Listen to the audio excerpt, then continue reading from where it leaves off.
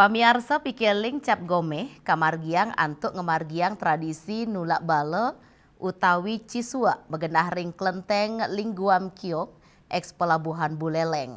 Upacara inucap kami tindasan umat Tridharma pinake pengeras titi antuk manggih keselamatan saking sekancang bahaya.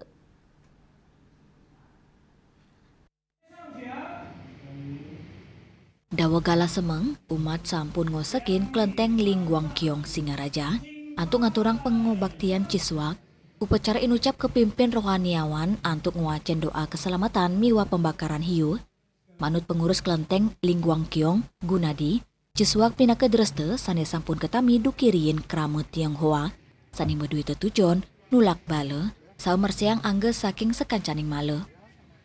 Jadi saatnya kuda api ini ada yang juga seperti tahun-tahun sebelumnya ada yang istilah ciong. Ciong itu artinya jadi show yang kita miliki itu kurang serasi dengan show yang tahun ini.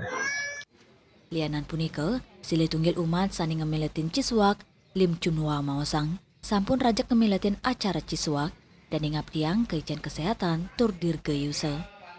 Diberikan kesehatan, panjang umur, tentram dalam rumah tangga itu aja. Enggak lah, setiap hari, setiap ada siswa, kalau udah ciong, setiap saya siswa.